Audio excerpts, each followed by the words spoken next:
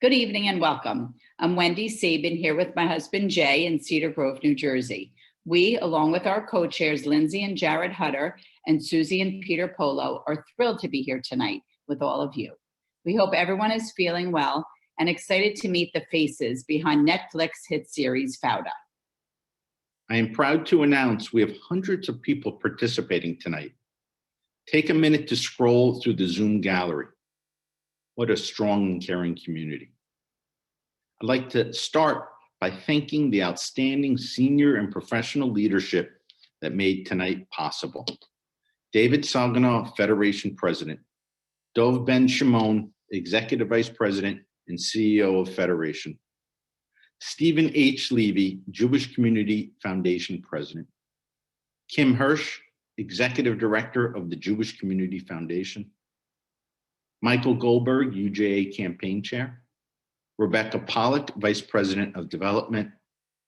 Michelle Landau, Women's Philanthropy President. Diane Baxt, Director of Women's Philanthropy. And we also want to extend our gratitude to Amy Savage, Development Officer and our professional partner on bringing this event to you, and the incredible behind-the-scenes team for their work on tonight's program. Like many of you, Jay and I have a strong love for Israel. For over 10 years, we have participated in Jewish Federation of Greater Metro West Rishon LeAnim program, which brings talented young Israelis to our community after high school and before their mandatory army service.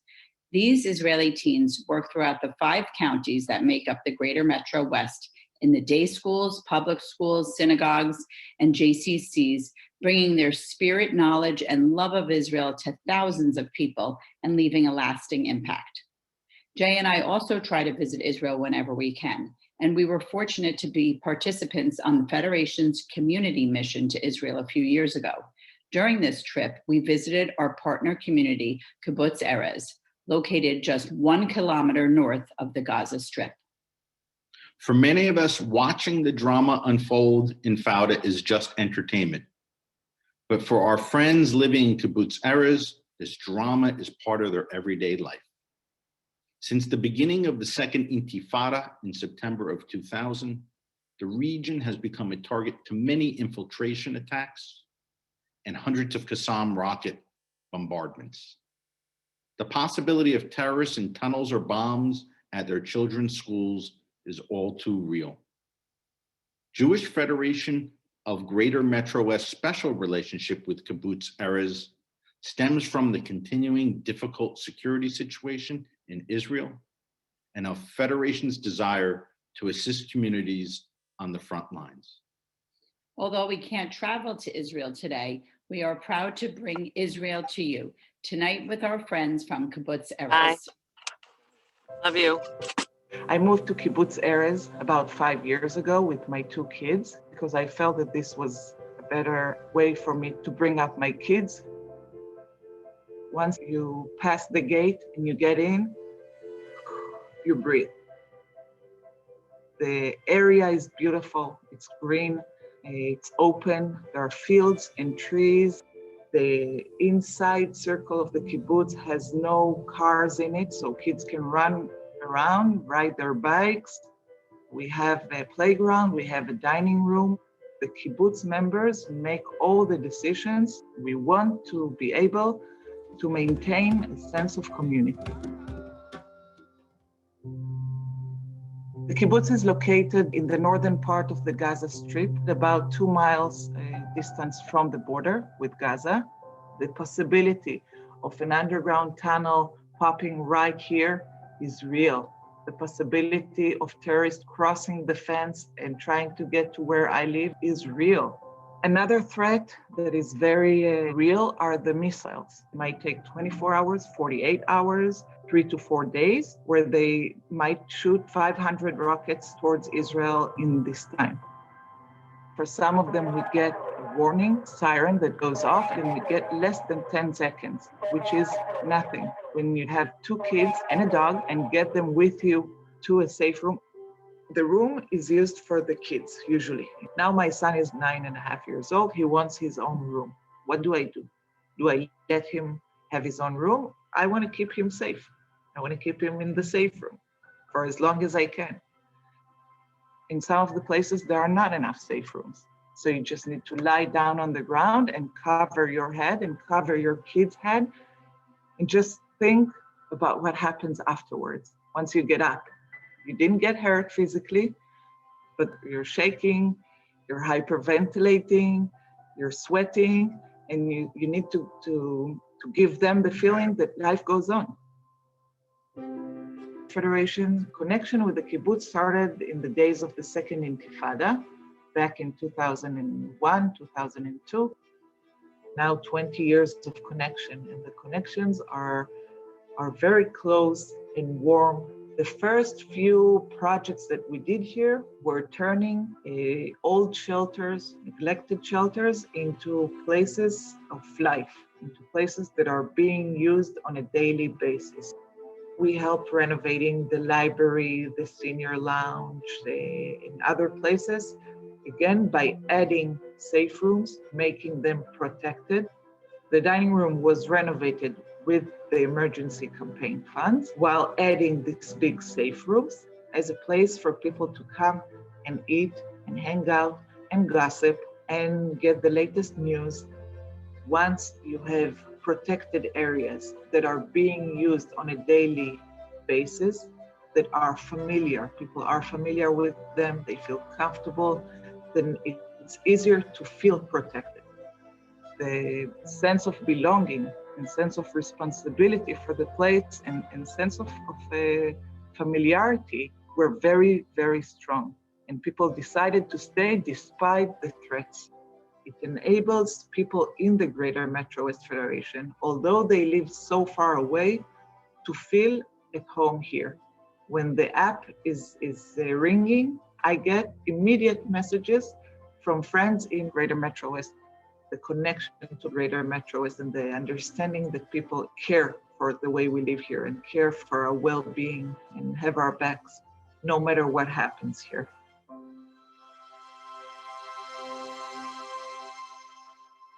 Please welcome Michael Goldberg, UJA Annual Campaign Chair. Kibbutz Erez is a special place. I have seen firsthand what Federation has been doing for this community since 2001. I know I am ready to travel to Israel and visit the kibbutz again. So what is Jewish Federation of Greater Metro West? It is a group of community members and dedicated professionals who are committed to building community, providing safety, and care for people in difficult situations in Israel, overseas, and right here at home in Greater Metro West. We must be doing something right because Greater Metro West Federation was founded nearly 100 years ago. Who knows? When my grandfather immigrated from Poland and settled in Maplewood 95 years ago, it may have been because of a strong Jewish community already supported by an early version of the Federation we know today. I feel strongly that our Jewish Federation touches every single person's Jewish life. For example, PJ Library books are delivered to nearly 3,000 or so parents, and children can read about Jewish holidays, traditions, values, and engagement. Do these books arrive in your home? They can. Through gifts to Jewish day schools and early childhood centers, our Federation this year was able to help offset the increased cost of providing in-person learning. We provided emergency funding to ensure that Holocaust survivors who cannot congregate due to COVID can receive at-home mental health care services and meal deliveries. Remember this, in an uncertain world, we are providing much certainty. These programs are for people of all ages and abilities, with the aim of nurturing a Jewish community that sees and welcomes all. This year marks the 13th annual Jewish Disability Awareness, Acceptance, and Inclusion Month, which reminds us that all members of our community, without regard to disability, must have access and opportunities to lead a productive life.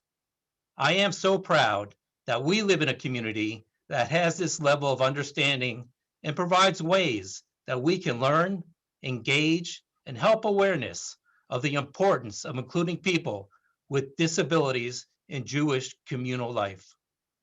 What has changed over the last 100 years is the diversity of the community we now live in. I am proud that our Federation is actively working to combat anti-Semitism through increased dialogue, education, outreach, and support of other ethnic groups in our community. I want our community to be a place where my children and grandchildren feel safe and secure. Just yesterday, the wife of an employee in our office emailed me, if you don't mind me reading this. Hi, Michael. After viewing a few of the Holocaust webinars through the Jewish Federation of Greater Metro West, I would love to hear a presenter speak to our 6th grade students at Grover Cleveland Middle School here in Caldwell. We end the year, May, June, with an amazing unit on courage and focus on inner strength during difficult times. We have always focused on World War II, primarily the Holocaust. We have read Memories of Anne Frank, Reflections of a Childhood Friend by Allison Leslie Gold, Making Bombs for Hitler by Marcia Skypuch, as well as various nonfiction articles spotlighting survivors and their stories. If you could connect me with someone in charge of Holocaust education at the middle school level, this would be amazing. So the good boy I am, I forward her email to Elise Schoenbrunn, Director of Holocaust Education, who reached out and will make it happen. Obviously, all this work comes at a cost, and it is important that we gain your trust in Federation and our leadership to make the best decisions with your investment. At the end of 2020, the Jewish Federations of North America, of which our own Mark Wilf is chairman, knew that more funding was needed to meet the increased demands. JFNA offered a $500,000 match if we could raise $1 million in new gifts. In less than 3 months, more than 2,100 community members responded, and together we raised more than $1.1 million. What does that mean? Our supporters, many of you, saw the needs and the investments Federation was making in our community was making a measurable difference in the lives of the most vulnerable. We asked and you responded. Thank you. Whether you are seeking a more vibrant connection to the Jewish community, looking to network, convene with like-minded individuals, or if you find that you need our services, we are here for you. We need your involvement to ensure our community's future, and I hope we earn it each and every day. When I dream about what this community will look like in 100 years, I can take pride in knowing that my wife, Terry, and I, as well as everyone here tonight, worked hard to preserve Greater Metro West, and that our children and grandchildren will benefit from a strong Jewish community and Federation. Thank you.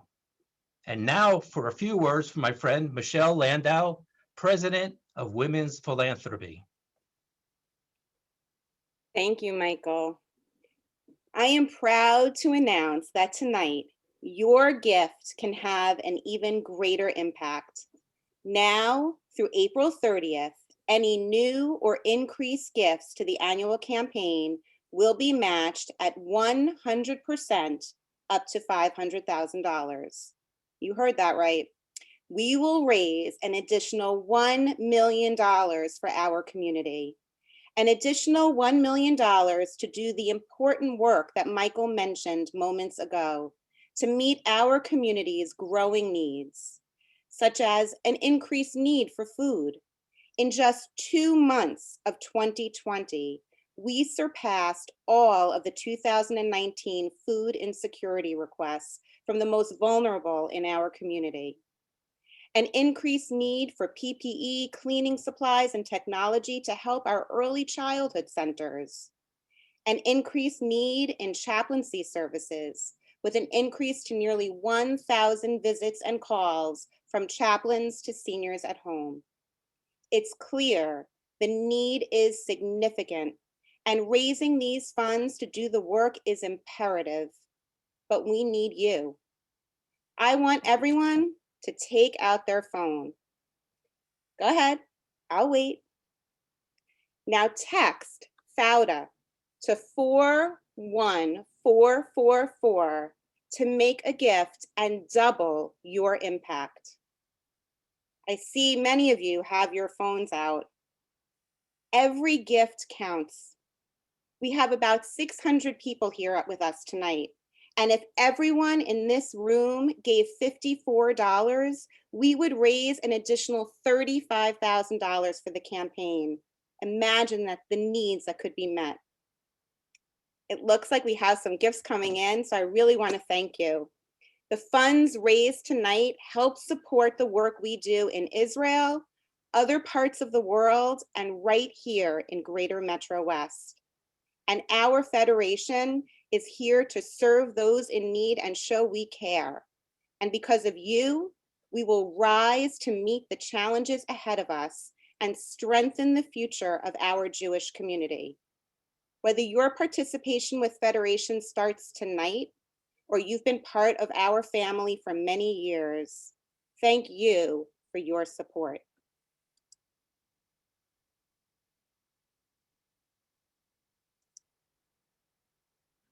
Thanks, Michael and Michelle. It's always inspiring to see the generosity, power, and strength of our community. I'm Jared Hutter, and my wife Lindsay and I are in Livingston and are thrilled to be here tonight. Like most of you, we have spent the last 11 months stuck at home, spending lots of quality time with our family and binging Netflix, especially the international sensation Fauda, our favorite action-filled series. In addition to keeping us on our toes, it sheds light on the complexities of the human relationships that underpin the Israel-Palestinian conflict. Whether you're an avid Fauda fan or this is your first Fauda experience, we know you'll be inspired by this behind-the-scenes conversation. So grab your popcorn Or your bamba. and please welcome our moderator, Alon Ben David, a leading Israel journalist and senior defense correspondent for Israel Channel 13. Good evening, everyone in Greater Metro West. I'm Alon Ben David, delighted to be here with you all the way from Tel Aviv, but we're still together. And joining me tonight are the co-creators of the acclaimed Israeli TV series Fauda, Avi Sakharov, an award-winning Israeli journalist and a friend, and Leo Raz, whom you all know as Doron, an Israeli actor, the star of Fauda and the co-author of Fauda. Welcome to our conversation, Leo and Avi. Thank you both for joining us. Thank you, Alon. Thank you, Alon. We are Thank so you very happy much. to be here. Yeah. All right, so I'm sure our audience are eager to hear from you. And I wanted to start with a question open for both of you. You both served in special forces, Duvdevan, the Mistarvim unit. Is there an English word for Mistarvim? What you do in Fauda? Undercover unit that infiltrate into the, I don't know, to the enemy, behind enemy lines. I think Okay, it's so you probably both served there in the, well, it was 30 years ago in the 1990s. When and how did you come up with the idea to make Fauda? first of all, I think that the word in English is Mistarvim with an R, with an American R. We came up with the idea of Fauda around 2010, like more than 10 years ago, while both of us were in Miluim one evening. And it's pretty funny because, you probably don't remember that, Alon, but when we were soldiers, I mean, when I was a soldier, definitely you were a military correspondent for Channel 1 for the Israeli public television. And you covered an operation that I took part as a soldier, and I got shot during this operation. And I still have a kind of a VHS cassette with your voice, introducing and talking about this operation. But 2010 we were doing Miluim reserves together. And Leo and I, we knew each other since we were 16, I think, since like really like 5 years ago, 6 years ago. And then in Miluim, over that night, we saw a group of people, of soldiers, young soldiers that were just finishing their course. And at that point, they were dancing and singing in Arabic, part of their routine, part of their course actually ending. So they were celebrating, but in Arabic. And I asked Leo, do you remember what was the question that I asked you? Yeah, I remember that moment that we were there, and Avi asked me, I think the most important question that someone asked me in my life.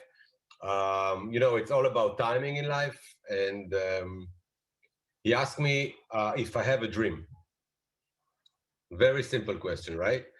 And I looked at him and I said, yes, I have a dream, Avi. I want to write something, I don't know, a play, a movie, a TV show, a book about the undercover units, about the mental price that they are paying for their action. And not just them, their families, their friends, all the people who are surrounding them. And also, I wanted to talk about the Palestinian side. And then Avi looked at me and he said, listen, man, I'm dreaming having the same dream for so long. I want to write something about it, and let's start writing together. And I told him, Avi, I have PTSD, but I also have ADHD, so I cannot write. I know I'm not a good writer. And he looked at me and he said, come on, we can do that. And actually, because of him, and it was our first thing that we ever wrote. Avi is a journalist. I'm an actor and a producer, and I was in creative director in BBDO. We didn't do it. It was the first time that we tried to write something, and it happened to be nice or good. Yeah, quite a success, I would say. Now, Avi, you brought in more from the Palestinian side, which you learned as a journalist covering the West Bank and Gaza for so many years? Yes, that was the aim. I mean, part of the target that we wanted to get to was to bring something that would be more or less equal. We're not trying to be completely natural. We're not the UN. We're both Israelis, Zionists, Jews. We served in the Israeli Special Forces, so we're not pretending even to be totally equal. But we do try to bring the other side. And we did try in the script of Fauda to show the narrative of the Palestinian side and to show the narrative of even the wanted terrorists. And, during the years that I've been covering the Middle East and especially the Palestinian territories, I got to know the people that as a soldier I used to look for. You're trying to hunt them down as a undercover soldier, but then suddenly as a correspondent or as a journalist, you get to meet them, to talk to them, to get to know them really from the inside.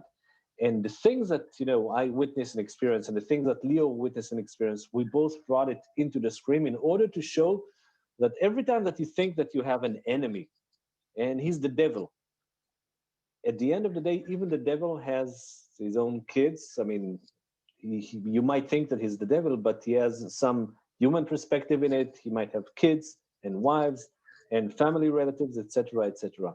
And we wanted to show the complexity of this story, of this conflict. And for many people, the conflict, the Israeli-Palestinian conflict, is a kind of a good versus the evil, black against white. You choose what's good and evil. And I think that Leo and I were both trying to say, hey, it's way, way more complicated than that. It's 50 shades of gray. It's not about black and white. And what were the responses you received from either the devil, the people in Palestinian organizations, or from your comrades from the unit, Leo? How did they respond? First of all, our units in the beginning, they were terrified because they didn't know what's going to happen there, because it's they were thinking that maybe we are telling some secret. But because they are our brothers and we were serving in this unit for a long time, we were very protective and we hide a lot of stuff that we're doing.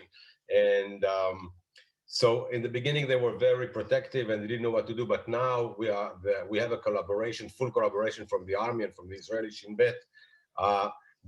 Because of Fauda, there is I know the percentage of people who volunteer to those units increased in hundreds and hundreds of percent.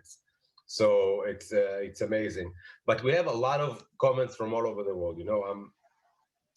For me, I think the COVID, because of COVID now, the third season was released while everyone were at home. Everybody were in lockdowns. So, and then we released Fauda, and it became, if we thought that the first season and the second season was big, so the third season became huge. And now, because there is in Netflix, there is this rating, top 10. So I think one of the things that we are very proud of is in Lebanon, for example, we were number 1 for a long time. In the UAE, we were number 2 or 3 for a long time. In India, we were number 3. In Argentina, we were number 1. So everything was, and there was someone asked the president of Argentina, "What are you doing during quarantine?" And he said, "I'm watching Fauda." And then in Argentina, everyone started to watch Fauda. It really became huge. And I was traveling in the UAE and in the Gulf, and I met many people. Even before the peace, I used to live there because of I was shooting a movie there. I was living in Abu Dhabi for a few months. And listen, the people we met, as an Israeli, you don't meet those guys. You don't meet Syrians. We don't meet Yemens. We don't meet Kuwaitis. We don't meet those Lebanese. We don't meet those kind of people. And now, whenever we go, for me, I'm it's very hard for me to go to walk on the streets of the UAE. In Abu Dhabi or Dubai, because everyone recognized me. And it's not just the Emirates, it's the people from all over the Arab world. And people, I was meeting one of the best, highest rank, very rich person in Dubai, very important person in Dubai. We were sitting there, and for, I think, 45 minutes, he was lecturing about Fauda and about the relationship between Shirin and Doron in Fauda. So, and he knew the lines by heart. So it's amazing where it got. And I think this is the thing that we are very proud of, that in the beginning, Avi and I thought that art cannot change anything in life. But now I think that we helped through Fauda to people to understand the other side. And I hear it from many Arab people in the world that say this is the first, they were educated that Israelis are the devil. We are the devil, we are Nazis, from since they were in kindergarten. But now it's the first time that they see a show that they can relate to the heroes of the Israeli side. But it's not just Israelis, also right-wingers from all over Israel will tell us all the time that this is the first time they feel compassion to the Palestinian side. And I think this is the magic of the show.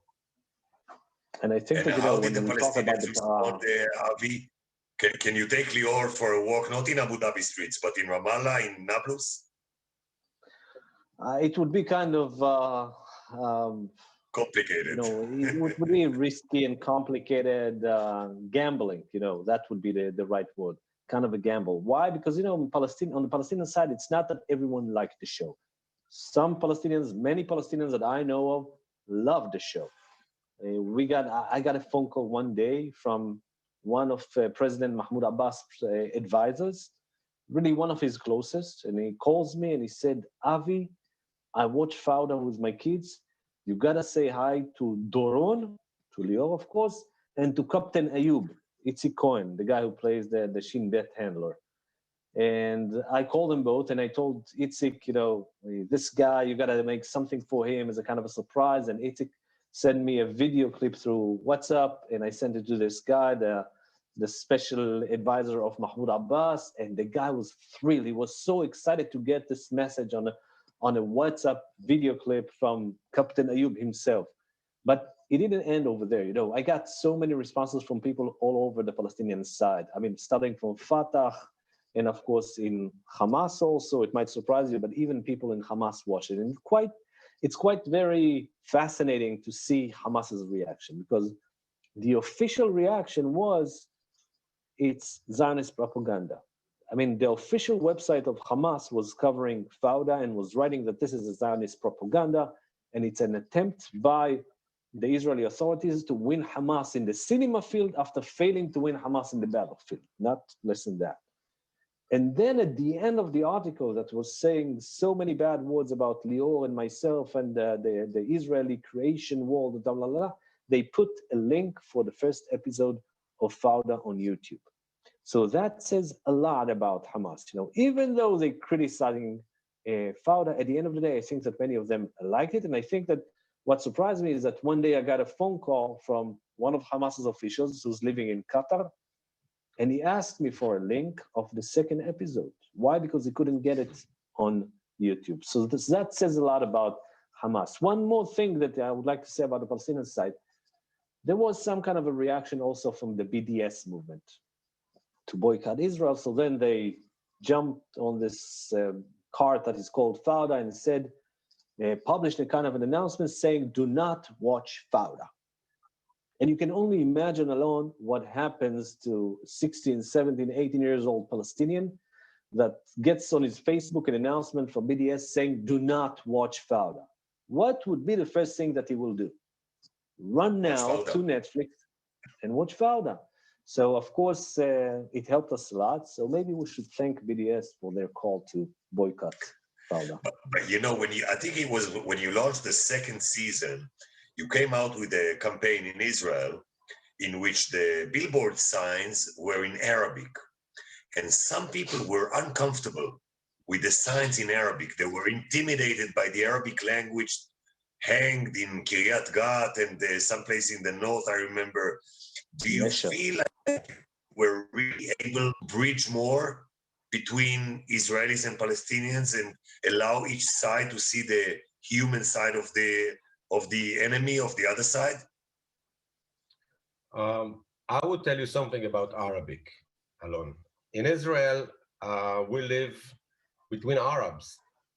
The problem in Israel that the majority of parents sending their kids to learn French instead of Arabic because we are very close to Switzerland and in the border, they need to speak in French, you know, and to get the ski pass, you know, in the desert. So I think for me and for Avi, Arabic, it's part of our culture. My father is from Iraq. My mother, she's from Algeria. Avi's parents are from Kurdistan. Irbil, Avi? Irbil or? Kamishli. And so both of us learned when we were kids, we were listening to Arabic all the time. You know, in my house, we were listening to Tchaikovsky, Bach, and also Farid al-Atrash, Kulthum. So it was mixed. My father used to tell me when I was young, he said, don't forget, we are Arab Jews. You know, there is Druze Arab, there is Christian Arabs, there are Cherkessic Arabs, there are Muslim Arabs, and there is Arab Jews, because the culture of my father and Avi's father, parents, they were living surrounded by Arabs, hearing the Arabic music and Arabic culture. They came to Israel and became Israelis, but still, half of them have the culture, and people in Israel just forgot it. And for me, I'm angry about it, because I think that people in Israel have to learn and have to study Arabic in order to be part of the Middle East. We are part of the Middle East. And this is why me and Abi, we were fighting. Even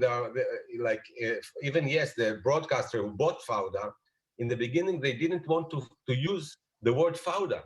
They said nobody will know how to pronounce it. They were sending us emails or talking with us and say, what about Peoda? They didn't know how to pronounce Fauda in the beginning. And now it's such a common name and common word in Israel. Even our prime minister and the prime minister who wants to be a prime minister used it in the last 2 weeks. Fauda, it's a very common word. So for us, Arabic, and we will fight for that. I will fight for that, and Avi will fight for it.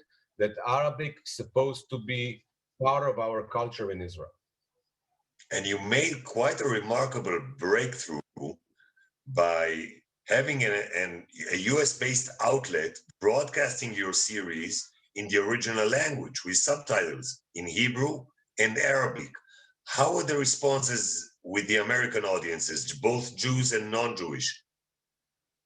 It was kind of surprising, I must say. I mean, for us, what we had in mind at the beginning was that someone will take the show and adopt it in the US, meaning that they will have some kind of an American version of Fauda, maybe undercover American soldiers. So we didn't know what exactly the plan would be, but we thought that that might come.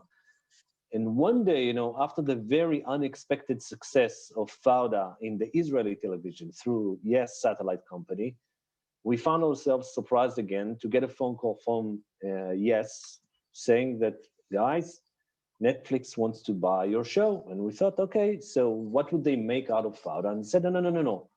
They want it just exactly like it is, meaning in English, in Arabic, and in Hebrew, with Leo, with all the other team, just like it is. And we thought, okay, so not too many people would watch the show. But then it shocks us that more and more people are watching it. So how come that it worked? I don't know if there's a secret for that. I don't know if there's a recipe for that. But at some point, I think that through the technology that Netflix offered, through at some point, many people understood that they can watch a show not only in English, but even a show with subtitles, even in the US. And adding to that, yeah, I mean, I think that we were hugged by many media critics, by many journalists, people that watched the show and said, wow, that's a very good show. And in a way, paved the way to more and more people to watch it. And I think that today, and Lior can tell you a few words about that, you asked about Lior walking in Ramallah, ask him about walking in New York, DC, LA, etc. So what are the responses you get, Leo, from the American audience? I'll give you two examples. One of them, Avi and I were walking in Washington, in DC, just walking. I think we went back to our hotel after eating sushi, the best sushi in the world, I think. And then a limo were stopping next to us. A guy with a suit came out from the limo and asked for a selfie with me, taking a picture with him. I took a picture. Avi looked at him. He gave us we talked a little bit, and then he gave us his card. And he was one of the senators. Avi, who was it? Was a Congress member from the Democratic Party from Florida. Yeah, so he was stopping the car and stopping the traffic. The other thing is when in the beginning, when we didn't know that it's going to be like it's a success in the US, I remember I went for the first time after it was broadcast on Netflix, I went to Miami. And as an Israeli, when you go in the airport, Alon, it doesn't matter if you have a visa or not, you got into kind of interrogation in the immigration with the policemen from the immigration. So I was stressed, of course, because I'm feeling guilty even if I'm not. So I was stressed anyway. And I started to walk towards the policemen. And then I saw an Afro-American woman who was staring at me, policewoman who's staring at me. And I said, I don't want to go there. I don't want to go there. And then I said, it's okay. Luck, you there like 10. I won't be there. And then I was standing in the end of the line. And then she got free. So I told the guy behind me, I said, I'm not in a hurry, you can go there. And she saw that and she said, you come right now, right over here. And I was scared, sweating. And she looked at me and she said, Lior Raz, when is the second season of Fauda going to be released? I looked at her, I said, what? Are you watching Fauda? And she said, of course I'm watching Fauda. Everyone watching Fauda. And then she called all the policemen over there and said, look who's here. Doron is here. Doron is here. I said, okay. And then I went, I thought it kind of something like a military thing or police thing. And then I went out. I took an Uber with an Indian Sikh guy, turban on his head. I think, to Avi or to my wife, I don't remember, in Hebrew. And his car immediately. And he recognized my voice. He said, Doron, Doron. And I said, what? You see, you watch Fauda? I said, yeah, everyone in India, we're watching Fauda.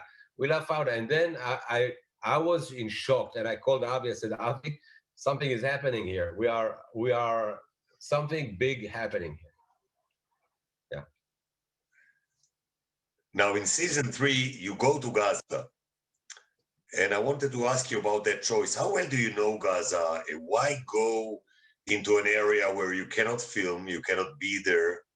which is quite remote from us today, although it's quite close, but you cannot go there. Why did you choose Gaza? We thought that, discussing Fauda in the West Bank on the first season, second season, and in a kind ignoring the other part of the equation, which is Gaza Strip, it's a kind of a foul. It's a kind of a foul that, you cannot make too many seasons without talking about Gaza Strip as a problem. So we wanted to discuss this issue. We wanted to bring it into the surface because for many of us, the Israelis who do not hear about Gaza, we do not know anything about Gaza, all the time that they're not shooting rockets. When someone is shooting rockets towards Israel, so immediately Gaza is in the news. All the time that it's quiet, you don't care about what's going on over there.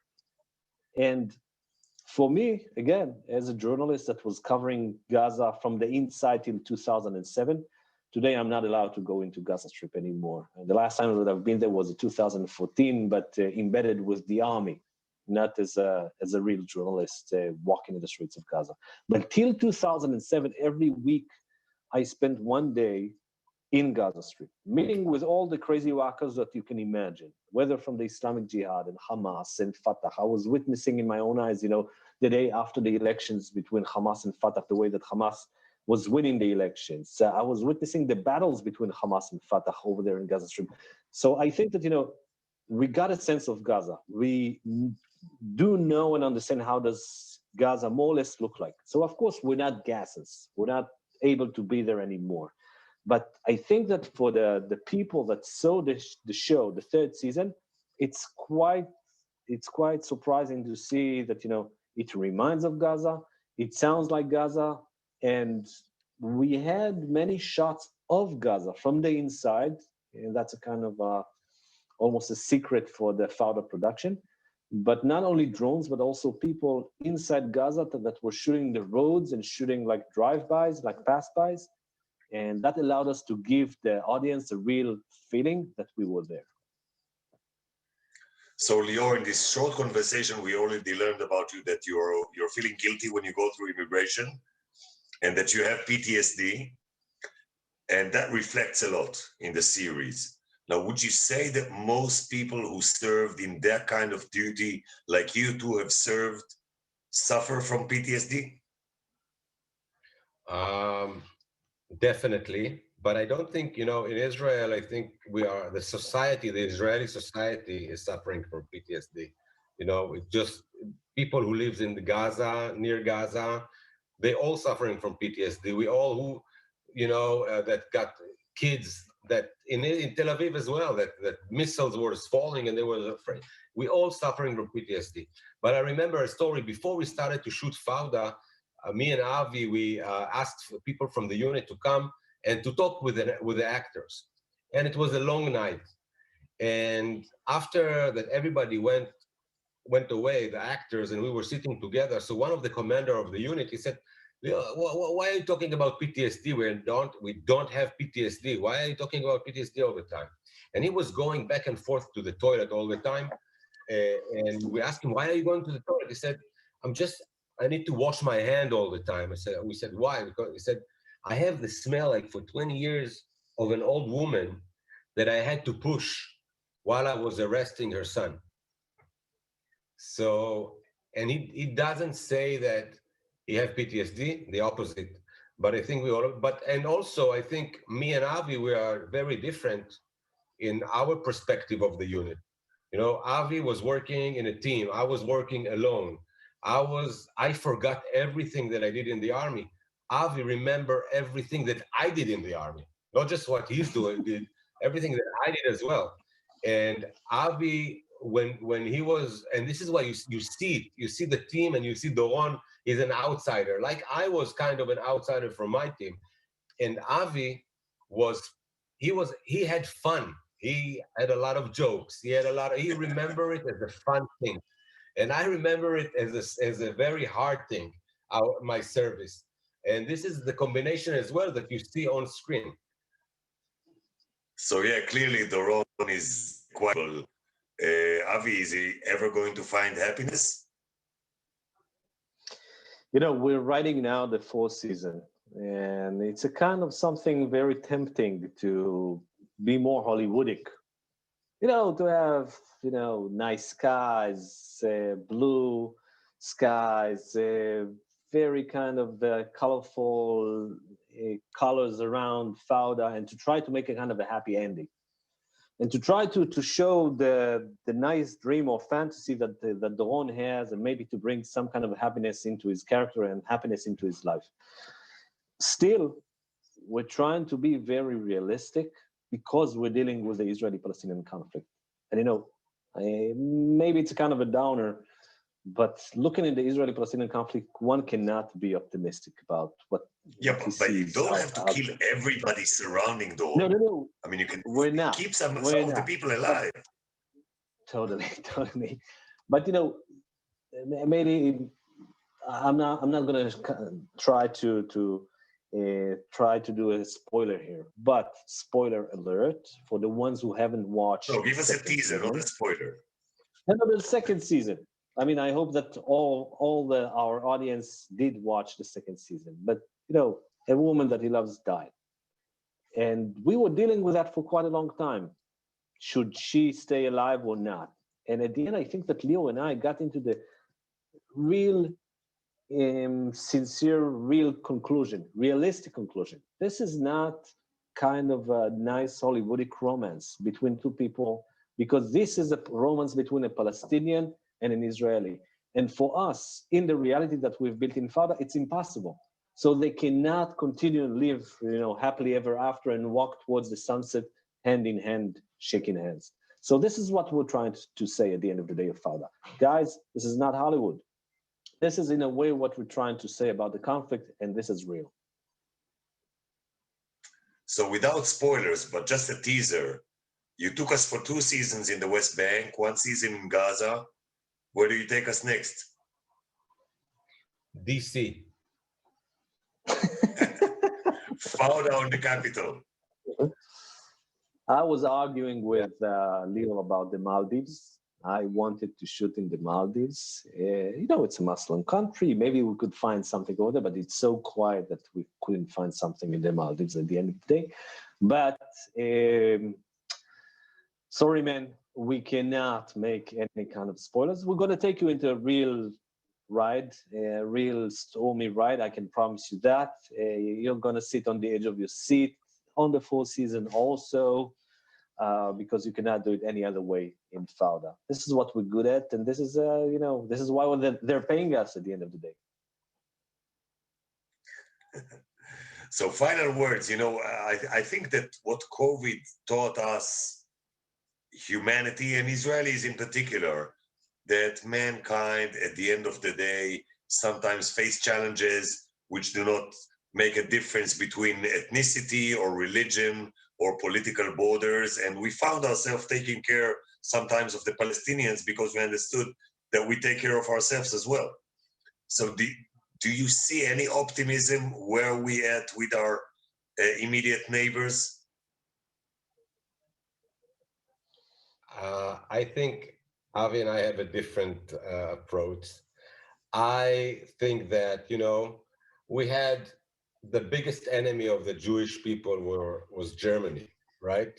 They did horrible, horrible, horrible things to the Jewish nation. And now we are their best friends. So if we have peace with the Germans, I'm sure that one day we can have peace with the Palestinians.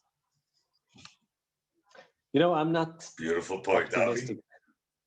I'm not optimistic today.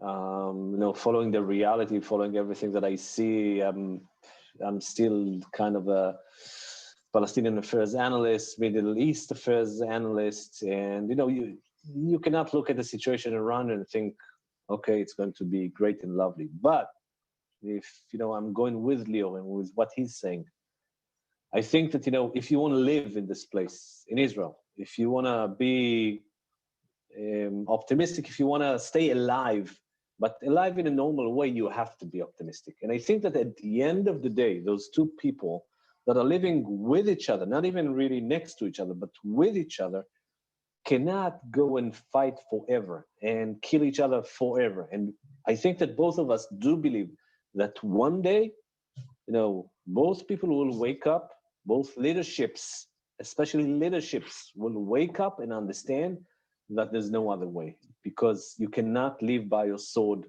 only by your sword all the time. So we managed to extract some optimism from you, Avi. I want to thank you both. I'm sure that our audience learned a lot. I did, I know. And you kept us with a big appetite for season 4. So we will be there to watch it. I want to thank you, Lior, Avi Sakharov, for joining us for this Metro West Federation event. Thank you very much. Thank you, Thanks, Alon. Alon. Thank you very much. Wow, that was incredible. Thank you, Lior, Avi, and Alon, for a fascinating conversation. I'm Susie Polo here with my husband, Peter, in Livingston. We hope you all enjoyed this behind-the-scenes look into Fauda and are as excited as we are for season 4. From the bottom of our hearts, thank you for being here this evening and for supporting all of the incredible work our Federation makes possible. Just a reminder, make your gift today and all new and increased gifts will be matched at 100%. Text Fauda to 41444 or check your email for your virtual pledge card.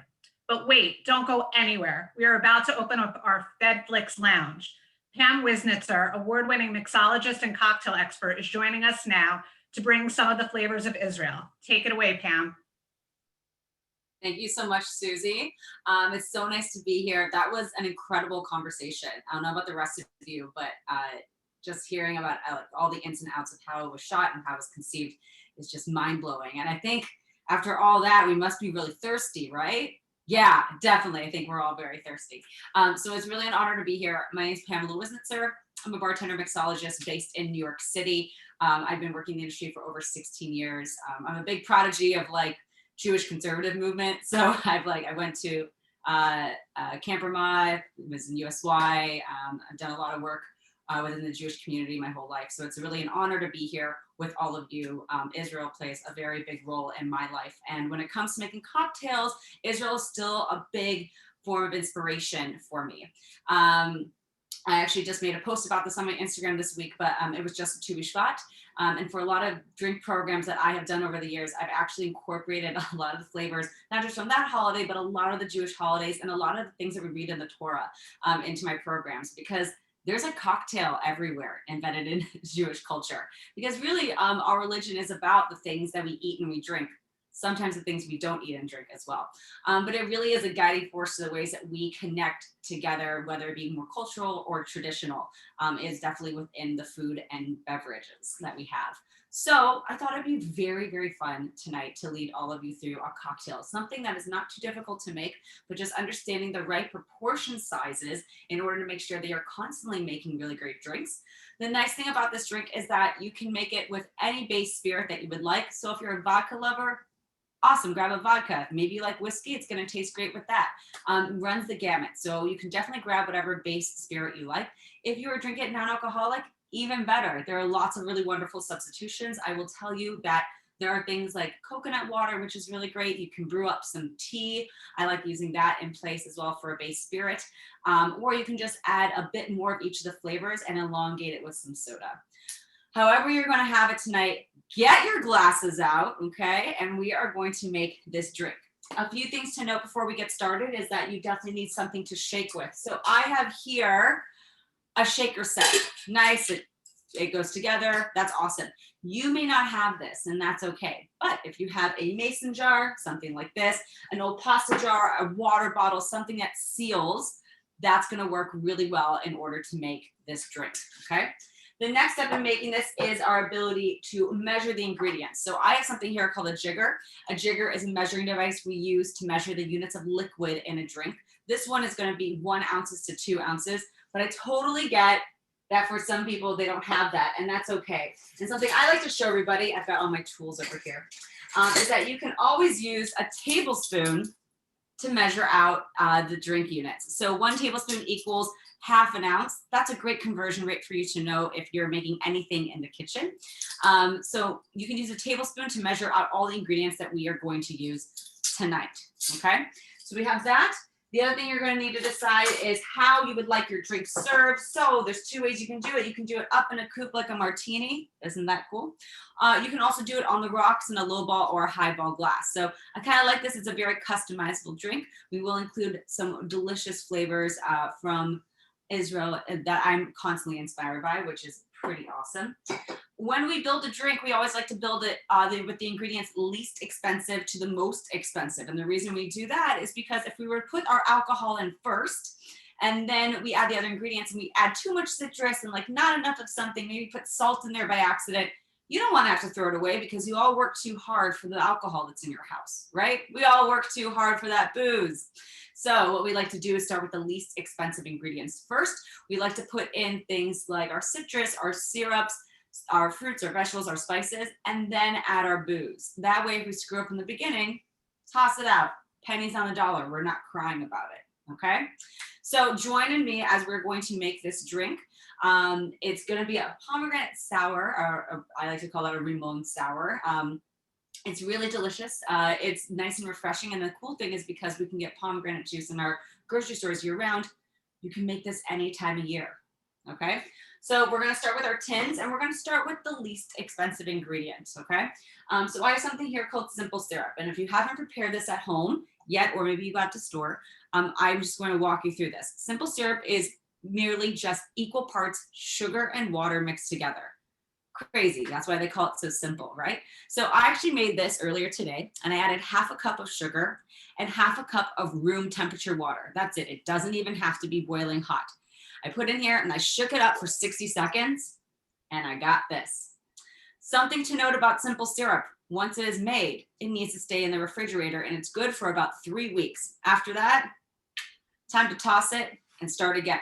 But you can see it's just that easy. So you never have to buy it from the store, right? Y'all promise I'm never gonna buy simple syrup from the grocery store ever again? Right, good. Okay, I'm glad we're on the same page. All right, so we are going to add in our simple syrup. So pomegranate juice is actually quite tart. I don't know if like a lot of you know that or understand that. So it's important that we make sure we have some type of sweetener in there to balance out the tartness. So if you have your tablespoons or you have your measuring device, we are gonna do 0.75 ounces, so 3/4 of an ounce. If you're using a tablespoon, that's gonna be 1.5 tablespoonfuls, okay? So add that into your shaker. I see some people doing that right now. So that's gonna be our simple syrup that we're adding in, 0.75 ounces. Well done, everybody, that was great. Look, you're like 1/4 of the way to being a mixologist at this point. Very proud of all of you. All right, next step is going to be our citrus, okay? So this is gonna call for lemon juice. If you have lime juice, that's also okay. The idea here is getting some acidity into the drink. I do like lemon juice. I think it plays a little bit differently than lime juice does. Lime juice has like a very intense pucker and tartness. Okay, this one's gonna be a little bit more subdued, a little bit more gentle. Pro tips is that first off, it's best to keep your citrus in the fridge if you can. I know we all keep it out in bowls, but when you keep it in the fridge, it lasts a lot longer. Take it out to temper about a half an hour before you wanna use it. And if you can roll it a little bit like this on your countertop, it'll help to bring out the juices or bring them to the forefront when you are going to juice it. So I have a juicer here.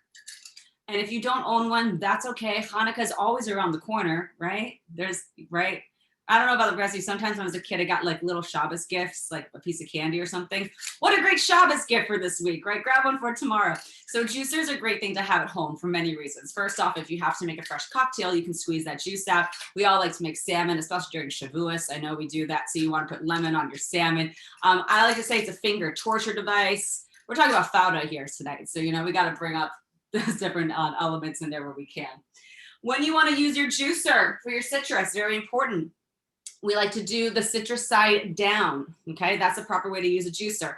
And if you don't have one of these, no problem. You can either put a fork in it and turn it to help squeeze out the juice, or if it's easier just to cut it into wedges and squeeze it with your finger, that works as well, okay?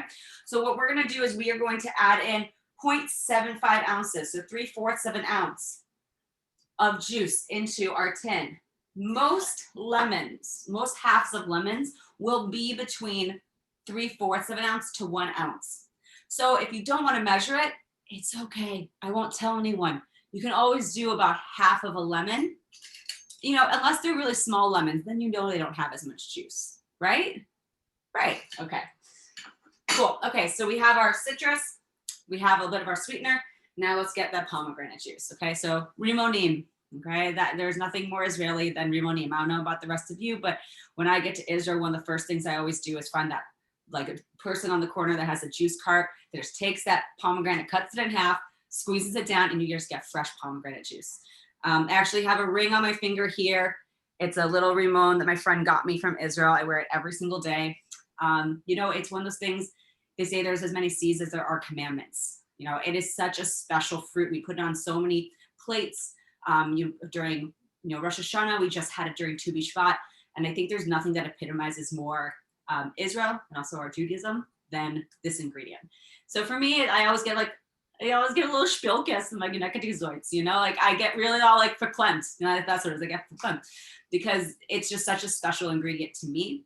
And while it might not be as symbolic for a lot of people who touch it, I think it's such an incredible and powerful thing to put into our drinks because there's a lot of connection there. We are going to use 1 full ounce of this. Again, remember, it does impart not only just beautiful color, but a bit of tartness. So that's important to note. Before we shake, we will taste this cocktail.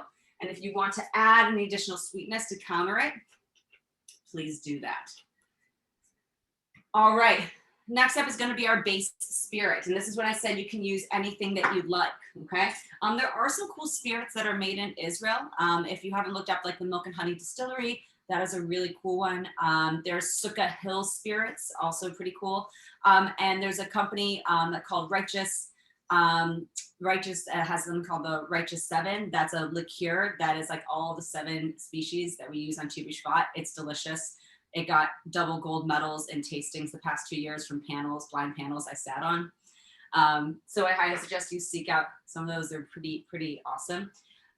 So up to you. I'm actually going to use tequila, and I know that sounds like a strange thing, but hear me out. When I think of Israel, especially in the north, I think a lot about vegetation. And I think about a lot of the trees that we plant, and vegetation is like really important. So for me, I like something that's going to bring out the more vegetal component because that connects me a lot with Israel. And while this is made from agave, it still is one of the few things that's actually made from vegetation. So for me, I like it. It definitely brings me closer to reminiscing with Israel. So we're going to do 2 ounces of a spirit of your choice. Again, gin works beautifully. Rum is delicious. You can do whiskeys. You can do a peated scotch. But we're going to do 2 ounces, which is going to be 4 tablespoonfuls into our shaker. Okay. All right, we all got those ingredients in our shaker. Now, here's the part that I think is really important. Everyone's palates are very different. So I like to actually put in a little spoon. This is a chopstick, and I like to put a few drops of it on the back of my hand and taste it. Because maybe you want this to be more tart. Maybe this is perfect. Maybe because of the pomegranate juice, you want it a bit more sweet. If you want to adjust anything, this is your time. We always do this before we shake a cocktail, okay? If you're looking to add in your soda water, don't do it yet. Carbonation is always added after we shake, because if you have carbonation before and we shake with it, what happens to all the bubbles?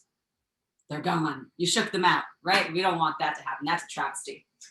All right, so decide now how you would like your drink to be. If it's perfect, mazel tov, you're ready to shake. If it's not, make those adjustments and then join on in. Up to you if you'd like it on the rocks or in a coupe. I'm gonna do mine on the rocks. I'm feeling feisty tonight, okay? So if you are doing it on the rocks or however you're doing it, now is the time to add ice into your shaker. And people always say, Pam, how much ice? And I say, you should fill up your shaker about halfway with ice, okay? So if you're putting this drink on the rocks, also fill up your glass. This is my lovely freezer full of so many things frozen for the pandemic. I made so much chicken soup last week and just froze it. My mom's so proud of me. All right. So I have my ice in my shaker. My ice is in my glass, okay? Let's talk shaking 101 really fast. Shaking is not this. Okay, that's like you getting ready to take a cute picture of making a cocktail and then tagging Federation afterwards about FedFlix and putting it up on Instagram. We can't wait for you to do that, okay? But when you shake, you won't be able to take a picture because you're going to be putting so much strength and vigor into this drink. Okay? You're going to put all your might into it. And the more you shake and the better you shake, the better your drink's going to be because you agitate the drink and you aerate it as well. Okay? So I want to see full extension of arms.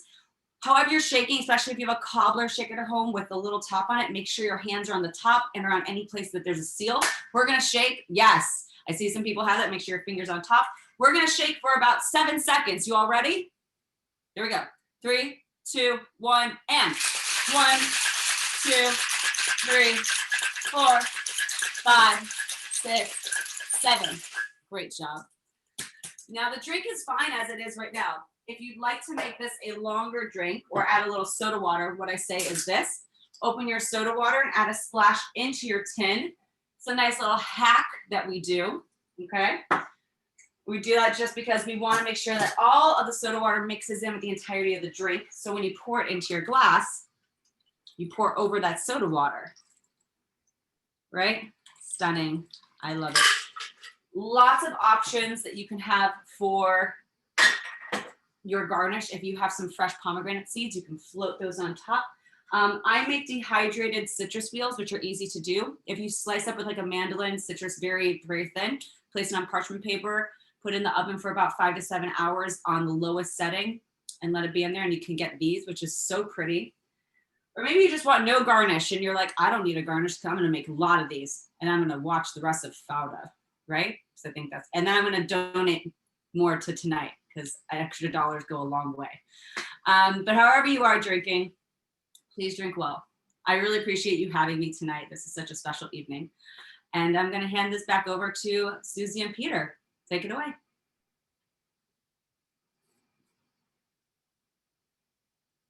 I think you're muted.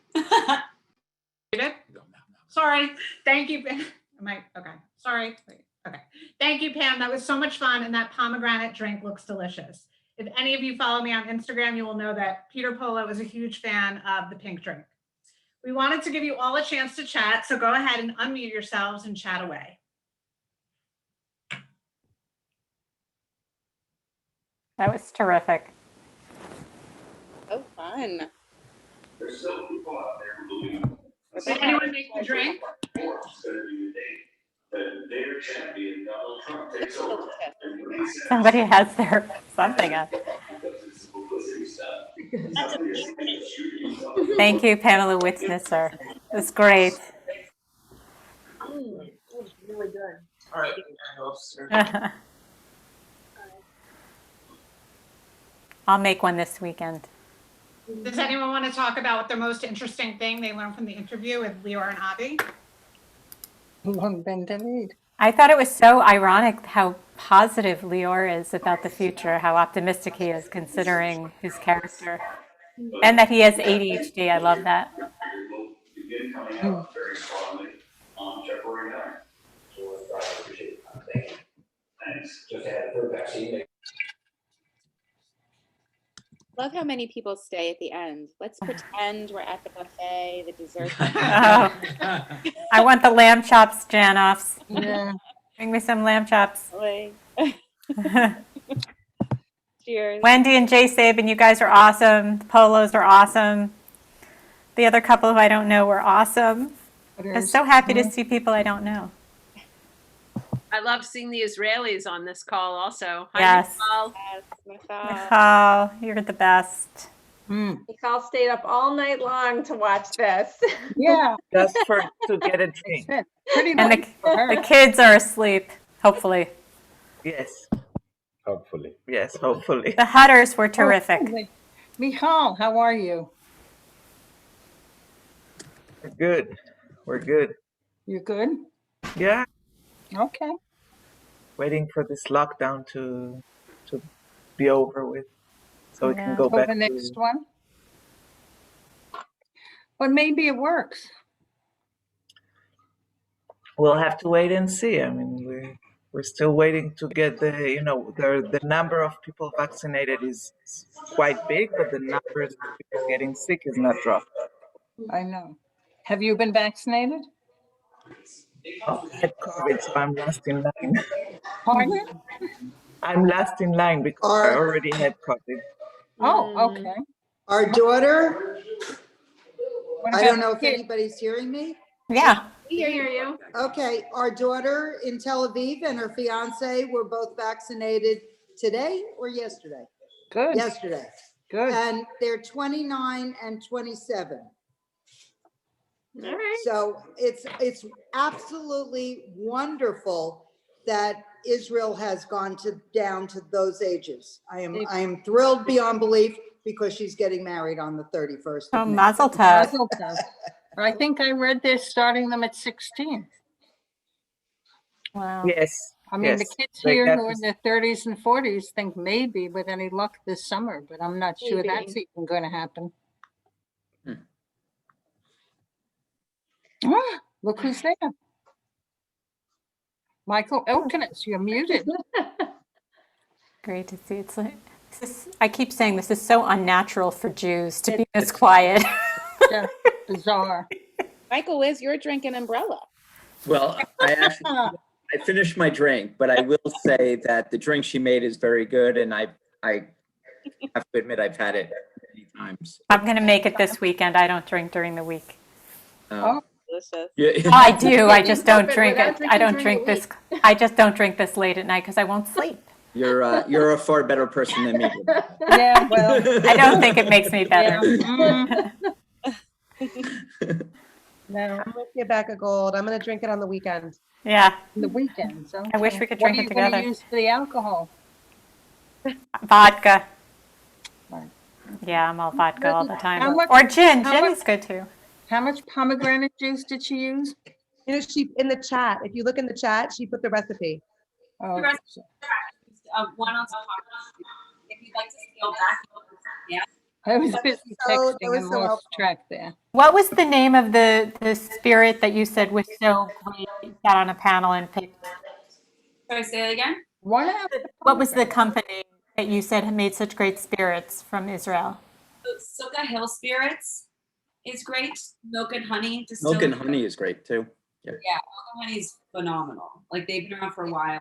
That's great. The one that's more basically states, but still a lot of inspiration comes from Israel is Righteous Spirits. They have one called Righteous 7, and it's a liqueur. It's seriously outrageously great, and it's made from all the 7 species we use on Tu B'Shvat. And what's it called? Righteous 7. 7. Righteous 7. Righteous 7. Let me write this down for Julie. Righteous 7. Pam, are we allowed to ask what Ramah you went to? Yeah, I went to Ramah, Canada, which is how Wow. Canada. Nice. I did the double degree program at JTS, USY. Wow. Mm. And you live in Manhattan? I do. Wow. Where are you from, Pam? I'm from Cleveland. Another great Jewish community. Very big, good Jewish community. Amazing. Fortunate for being a part of a very strong Jewish community. So when you're working in New York, Yeah, I travel. I used to travel a lot, like 50 to 60% of the year for my work. Right. And now I obviously don't. But something that's actually been great. You're going to read that. We're You're having trouble hearing you. Sorry. I said I've been able to like really connect with the Jewish community globally more than ever before. We're losing you. Yeah. Oh. I don't know if that's better. Yeah. Okay, unfortunately, it's time for us to close the FedFlix Lounge now. Thank you for joining us tonight and schmoozing with us. Be well, stay safe, and we look forward to seeing you at our next Federation event. Great to see you, Susie. Night, Peter. everyone. Bye. Bye, Maxine. Bye, Julie. Good night, everyone. Good night. Good night. Lila Tov. Mhm. Night, event team. So